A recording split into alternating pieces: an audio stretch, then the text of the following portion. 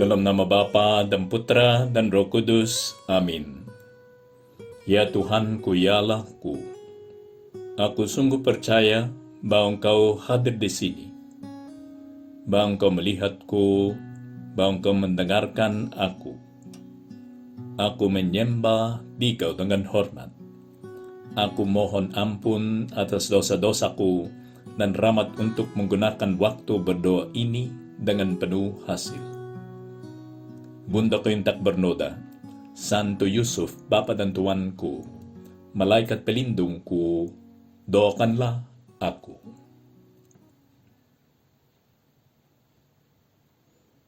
Di Gibeon, katanya kitab Raja-Raja pertama, Tuhan menampakkan diri kepada Salomo, anaknya Daud, Salomo yang menjadi Raja Israel atau Raja Yuda pada waktu itu. Tuhan menampakkan diri kepada Salomo dalam mimpi pada waktu malam. Berfirmanlah Allah, mintalah apa yang hendak kuberikan kepadamu. Karena memang atas cinta akan Raja Daud, Allah sendiri, Allah yang Maha Rahim itu, berjanji melindungi anaknya, dan tidak hanya melindungi anaknya, melainkan mencintai anaknya secara khusus, yaitu Salomo. Salomo di dalam mimpi itu berkata, Engkaulah yang telah menunjukkan kasih setiamu yang besar kepada hambamu Daud, ayahku. Sebab ia hidup di hadapanmu dengan setia, benar dan jujur terhadap engkau. Dan engkau telah menjamin kepadanya kasih setia yang besar itu, dengan memberikan kepadanya seorang anak yang duduk di takhtanya seperti pada hari ini. Maka sekarang ya Tuhan, Allahku, Engkaulah yang mengangkat hambamu ini menjadi raja menggantikan Daud, ayahku. Sekalipun aku masih sangat muda dan belum berpengalaman. Demikianlah hambamu ini berada di tengah-tengah umatmu yang kau pilih. Suatu umat yang besar, yang tidak terhitung dan tidak terkira banyaknya. Ya, pengantarnya si Salomo panjang. Tapi semuanya itu menunjukkan perasaannya. Dia merasa tidak layak menjadi rajanya Israel. Maka berikanlah kepada hambamu. Ya, karena saya merasa tidak layak. Merasa terlalu kecil kalau dibandingkan dengan Daud ayahku. Tidak sekuat ayahku. Itu maksudnya Salomo. Maka, berikanlah kepada hambamu ini hati yang faham menimbang perkara untuk menghakimi umatmu, supaya saya menjadi adil kepada umat, kepada jemaat Israel. Hati yang faham, ini yang dia minta. Hati yang faham menimbang perkara untuk menghakimi umatmu dengan dapat membedakan antara yang baik dan yang jahat. Yang Inggrisnya, an understanding heart to judge your people and to distinguish right and wrong. Sebab siapakah yang sanggup menghakimi umatmu yang sangat besar ini? Ya, dia merasa tidak sanggup menghakimi umat itu. Tapi selama dia Raja Israel, kebijaksanaannya itu sangat terkenal. Justru karena ini, karena diberikan kepadanya oleh Tuhan Allah sendiri. Lalu adalah baik di mata Tuhan, katanya kitab Raja-Raja. Lalu adalah baik di mata Tuhan bahwa Salomo meminta hal yang demikian. Jadi berfirmanlah Allah kepadanya, oleh karena engkau telah meminta hal yang demikian, dan tidak meminta umur panjang, atau kekayaan, atau nyawa musuhmu, melainkan pengertian untuk memutuskan hukum, maka sesungguhnya aku melakukan sesuai dengan permintaanmu itu.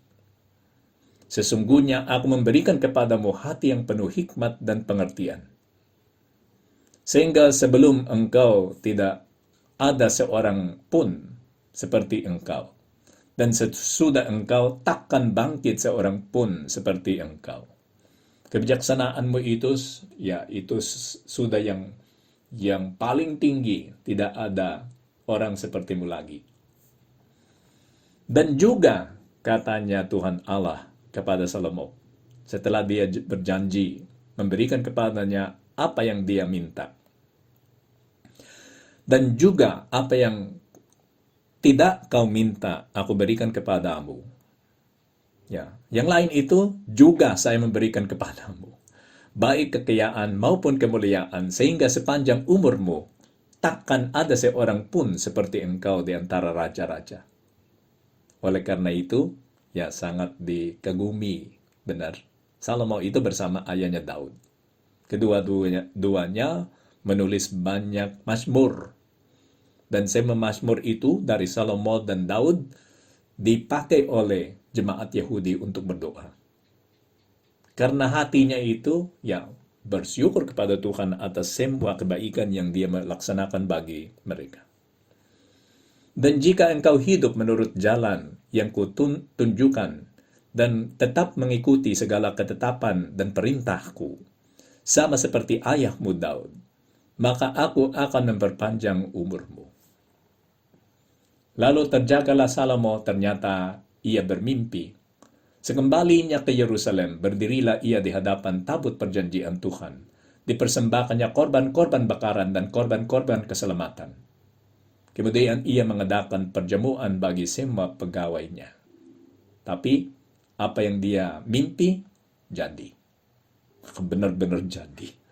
Sehingga dia menjadi raja yang paling bijaksana di Israel. Dalam kehidupan kita ini ada banyak pilihan. Ada banyak situasi ketika kita harus memilih. Dan seharusnya kita memilih dengan baik, benar? Dan memilih apa yang baik. Oleh karena itu, pilihannya Solomon itu pas, benar. Dan semua kita harus mengikuti teladannya. Kita harus selalu memilih yang benar. Bagi seorang wanita yang suka shopping, pilihan banyak itu adalah sukacitanya. Wah, banyak yang harus dipilih. Yang bisa dipilih. Bagi seorang filsuf yang tahu bahwa tiap pilihan itu ada konsekuensinya. Ada akibatnya. Akibatnya baik dan akibatnya buruk. Dia bercemas setiap kali dia harus memilih. Dan selalu tanya, apakah pilihanku itu baik atau buruk? Benar, itu yang terjadi di dalam pikirannya seorang filsuf. Maka kita perlu menjadi bijaksana. Harus menjadi bijaksana supaya pilihan kita itu selalu benar dan pas. Tetapi, apakah itu kebijaksanaan? Dalam Katekismus Gereja Katolik, nomor 1806, dijelaskan apa itu kebijaksanaan. Ada 4 keutamaan yang dibahas di sana, karena itu yang 4 keutamaan utama. Tapi salah satu yang paling utama sebenarnya adalah kebijaksanaan. Dan katanya Katekismus Gereja Katolik. Saya mengubah sedikit kata-katanya, tidak mengikuti terjemahan yang ada di dalam Katekismus Biru itu edisi bahasa Indonesia. Karena menurut saya, ada yang harus lebih dijelaskan. Ya. Kalau tidak dimengerti apa yang tertulis di sana. Kebijaksanaan adalah kebajikan, keutamaan. Ya. Kebijaksanaan adalah kebajikan yang membuat intelek praktis. Ada 2 intelek. Ya, macam intelek, tapi intelek kita satu. Tapi di dalam fungsinya ada 2. Satu adalah spekulatif untuk mengetahui sesuatu, dan kita sudah puas dengan mengetahuinya. Dan ada yang intelek praktis, yang ketika kita mengetahui itu, kita harus bertindak. Seperti apa yang kita belajar dari Alkitab. Semua itu ajaran praktis. Maksudnya yang baik yang ada di sana kan, yang dari Tuhan.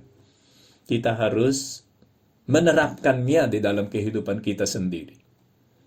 Maka kebijaksanaan itu adalah kebajikan yang membuat intelek praktis. Itu kebajikannya, intelek praktis kita. Membuat intelek praktis kita begitu cerdas, sehingga mampu selalu membedakan antara baik dan buruk, dan mampu menentukan jalan untuk mencapai apa yang baik, dan menghindarkan apa yang buruk. Itu orang bijaksana. Inteleknya orang bijaksana selalu bisa menentukan itu.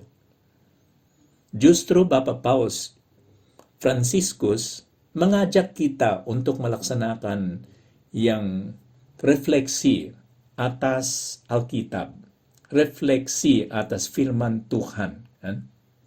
Supaya sedikit demi sedikit dengan renungan itu yang kita melaksanakan sekarang, sebetulnya itu adalah yang renungan. Kita bisa membedakan antara yang baik dan yang buruk. Kebijaksanaan itu ada di dalam Alkitab.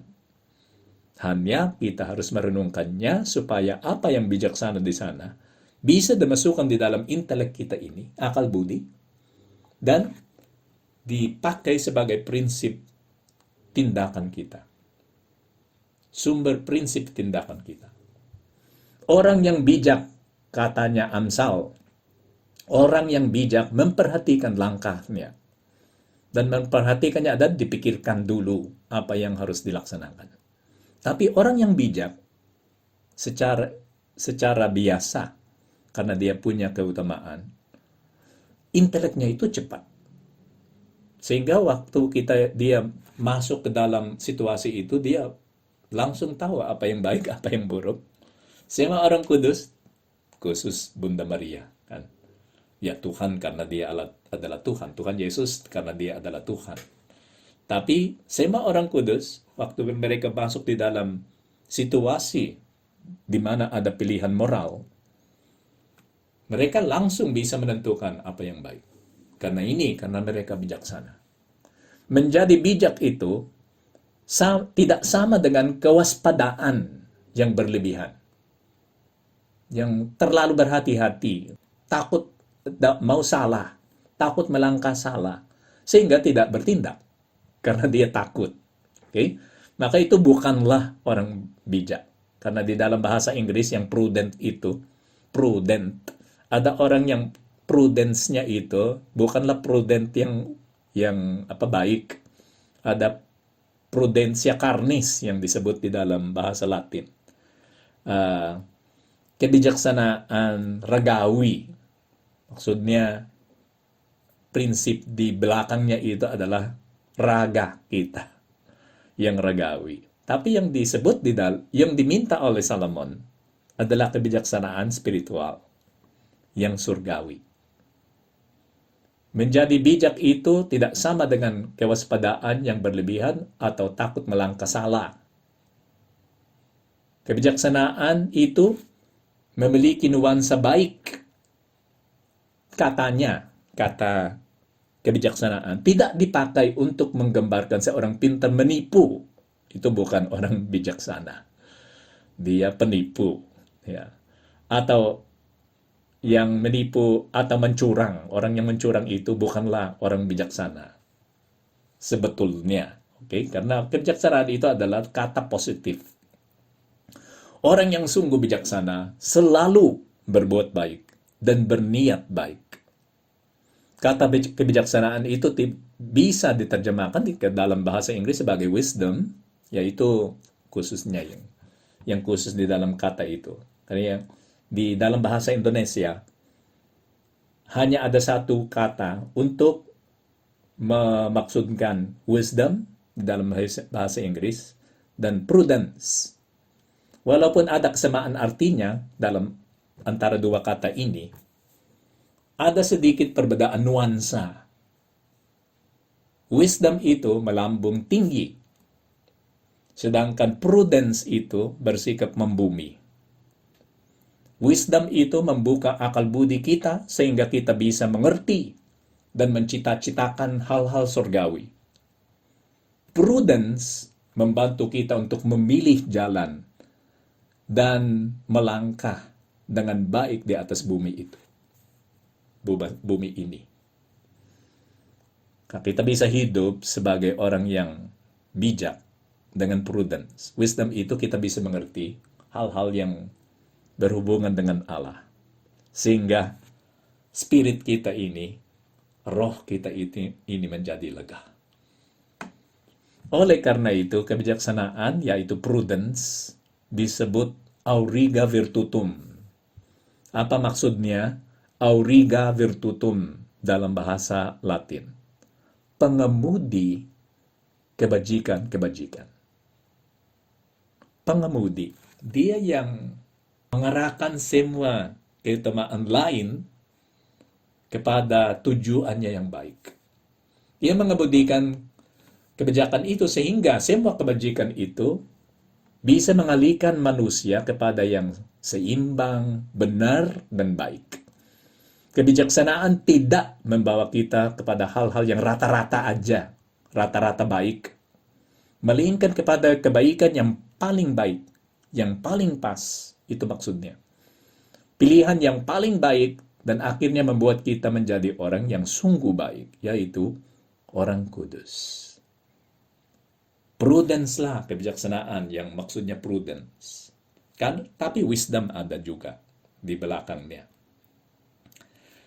Prudence dan wisdom itu, kebijaksanaan itu, mengarahkan semua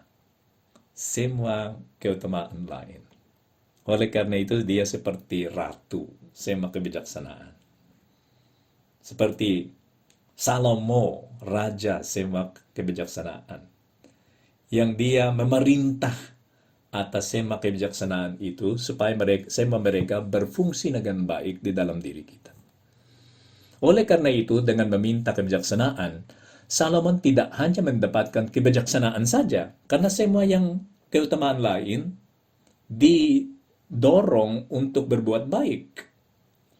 Nah, dengan kebijaksanaan, dengan prudence, semua bagian dalam kehidupan kita itu berjalan dengan baik. Sehingga Salomon tidak hanya mendapatkan kebijaksanaan saja waktu dia minta itu. Lewat kebijaksanaan itu, karena semuanya mengemudikan ya semua kebajikan lain, lewat kebijaksanaan itu dia juga dapat kekayaan dan superioritas atas semua orang. Untungnya kebijaksanaan yang sungguh tidak membuat orang bijaksana sombong. Oke.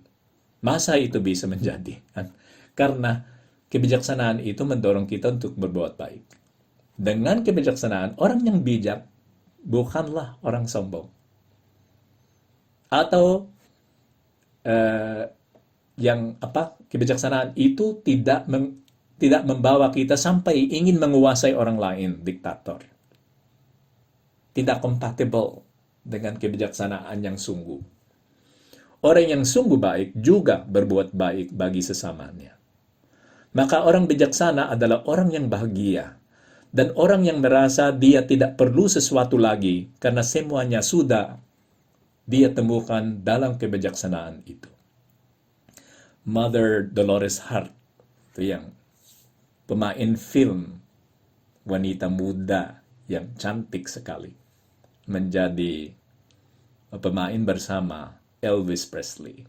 Oke, teman-teman kita itu yang orang muda pada waktu 50-an kan, 1950-an kenal Elvis Presley itu. Tapi kalau Anda tidak kenal Elvis Presley, silakan mencarinya di YouTube ya.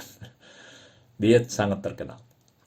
Tapi leading legend-nya itu adalah si Dolores Hart. Si Dolores Hart itu sudah berkembang di dalam profesinya sebagai pemain film. Tapi tiba-tiba dia memilih menjadi suster. Kontemplatif. Dia masuk di dalam biara Benediktin, dan di sana dia berdoa terus. Tidak keluar lagi. Yang cantik itu dan pinter bermain film, bermain di dalam film, dia bintang film. Kan? Dan suatu hari dia diwawancarakan. Dan dia ditanya, Bunda, kata Mother Dolores, ya Bunda, bukan suster, di dalam biara itu. Bunda, apakah Bunda pernah merindukan kehidupannya yang dulu? Jawabannya Mother Dolores Hart itu, merindukannya. Nah, semua panggilan adalah panggilan untuk mencintai. Dan cinta itu adalah sesuatu yang enak, membahagiakan, dan memuaskan. Hidup di tengah dunia itu adalah sebuah berkat. Tetapi dalam kasusku, karena dia dipanggil untuk hidup di dalam biara kan, di dalam kasusku sendiri, tiap kali saya keluar, akhirnya setelah urusannya selesai, saya hanya mau pulang ke rumah. Saya mau pulang ke biara. Maka dia tidak perlu sesuatu yang lagi. Biaranya, apa yang ada di dalam biaranya itu cukup bagi dia, memuaskan dia. Maka orang yang sudah jatuh cinta dan punya cinta yang sejati, tidak mencari hal lain lagi. Orang yang bijaksana seperti Salomo, sudah memiliki semuanya, sudah puas, dan tidak mencari sesuatu lagi. Demikian, apakah itu kebijaksanaan yang sangat berharga itu? Kata filsafat itu, yang kata Yunaninya, filosofia, terdiri dari dua kata lain. Yang pertama adalah philein, kata kerja yang maksudnya adalah mencintai. Ya, bagian pertamanya filosofia adalah mencintai. Dan yang bagian keduanya yang adalah sophia, maksudnya kebijaksanaan. Maka kebijaksanaan itu di dalam bahasa Yunani sophia. Dan orang-orangnya, wanita-wanita itu yang namanya Sophia, maksudnya kebijaksanaan. Kalau kita sebut filosofia, maka itu orang yang mencintai kebijaksanaan. Tapi, kenapa disebut mencari kebijaksanaan, mencintai kebijaksanaan? Kenapa seorang filsuf tidak disebut hanya Sophia, langsung Sophia? Kenapa harus pakai filosofia? Mencari, mencintai, mencita-citakan yang kebijaksanaan.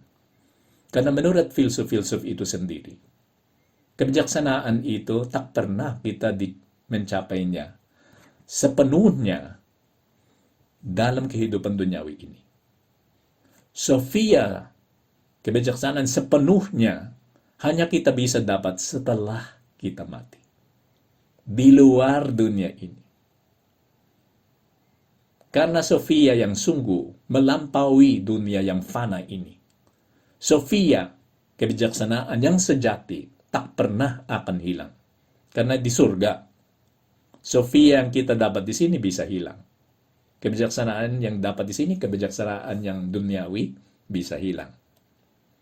Tapi yang sungguh Sophia, kebijaksanaan, tak pernah akan hilang.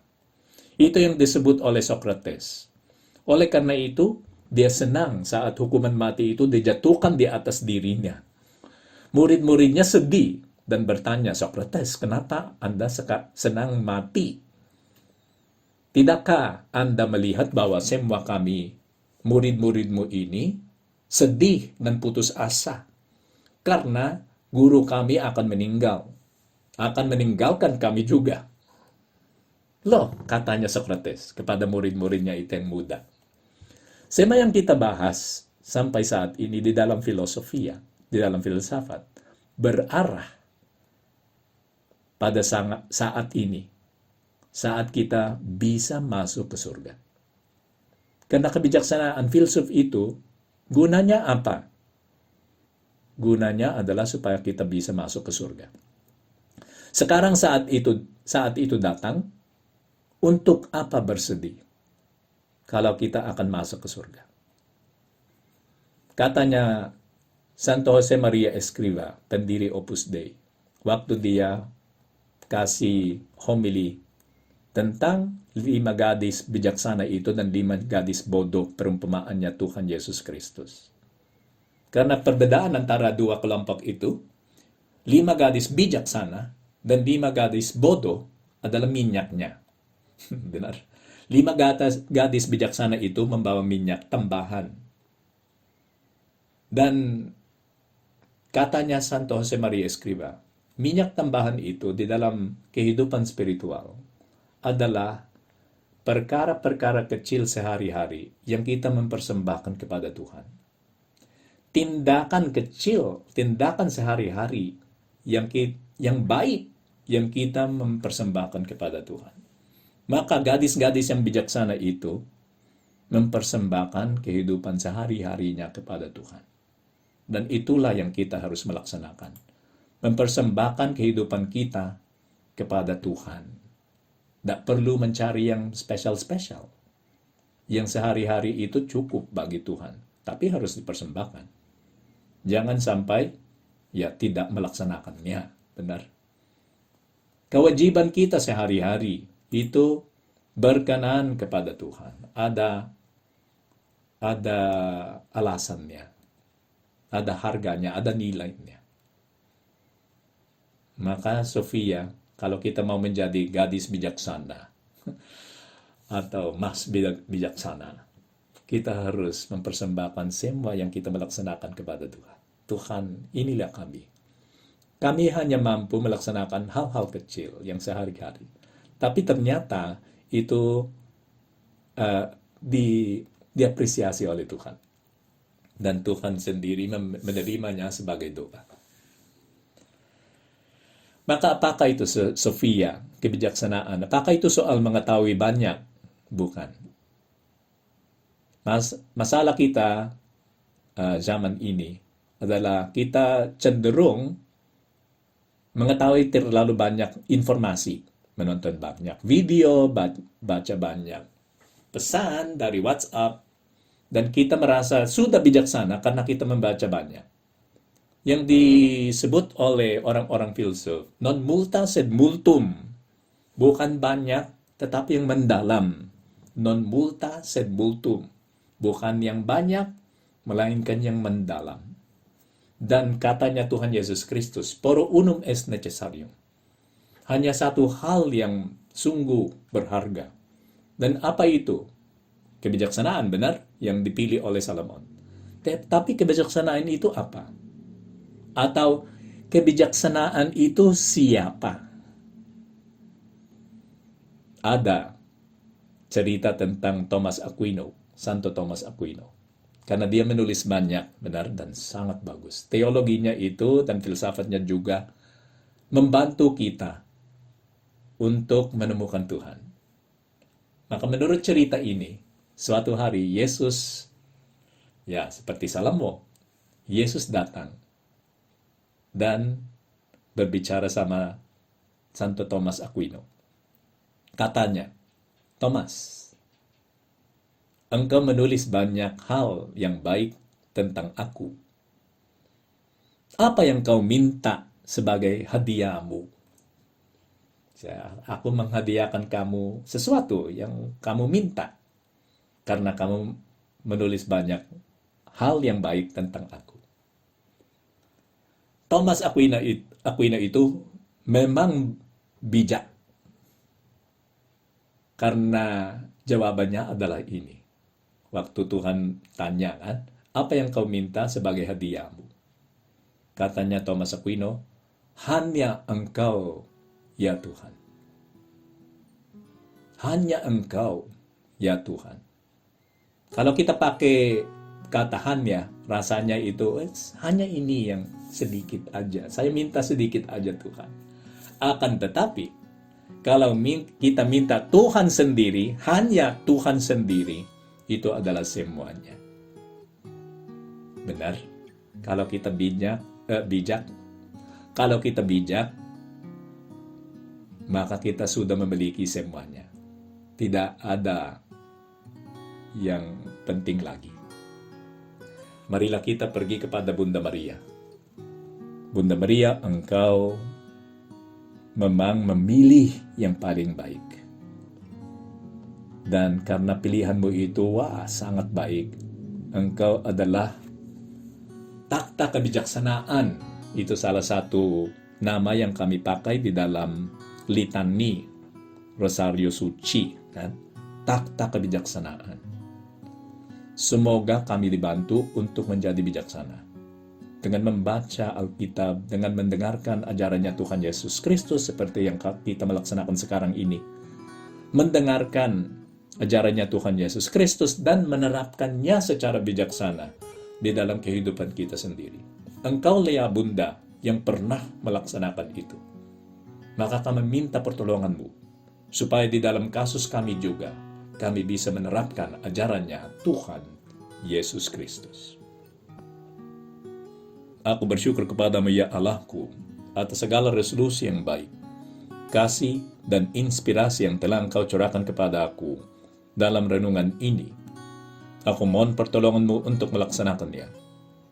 Bunda ko yang tak bernoda, Santo Yusuf, Bapa dan Tuanku, malaikat pelindungku, doakanlah aku.